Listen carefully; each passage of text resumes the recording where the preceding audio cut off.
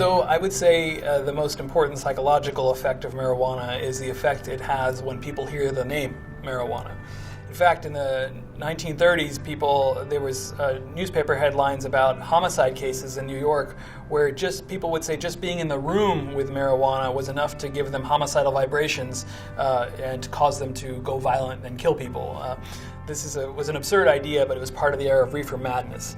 All of this is just to tell you that the effects that a drug has on the psyche, especially a psychologically activating drug or psychoactive drug, has a lot to do with how we perceive it, the context that it's introduced to us in, and it's not just all about chemistry and neurochemistry and pharmacology and receptors. So it's important to understand the psychological effects of marijuana have a lot to do with how the user or the consumer of marijuana is prepared to experience it. It's called expectation.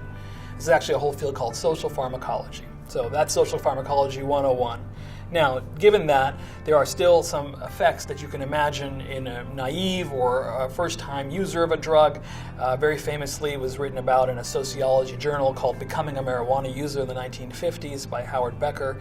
And he talked about how the user of marijuana really just has to learn to get used to its effects. Sometimes there's no effect initially.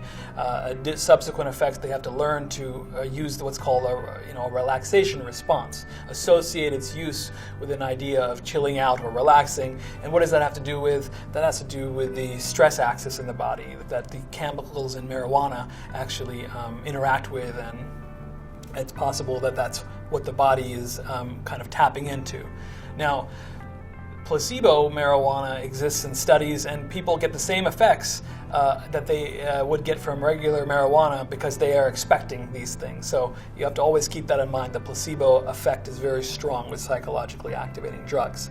But overall, if you poll many thousands of people who've used marijuana, they will all say that, or a vast majority will talk about a stress relief or relaxation psychologically, a state that is both activating and relaxed at the same time.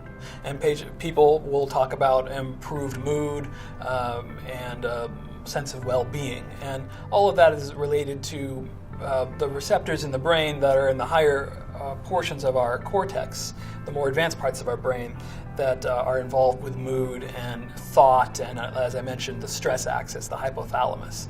So those are some of the most commonly viewed psychological effects. Now, in people who are fearful or maybe have a negative reaction, you can see reactions of paranoia or confusion or sedation or dizziness. All of those kinds of things can be also seen. And certainly when people are concerned about how their use of this substance will be viewed by authorities, or there can always be a reaction of a higher heart rate or a kind of a fear reaction.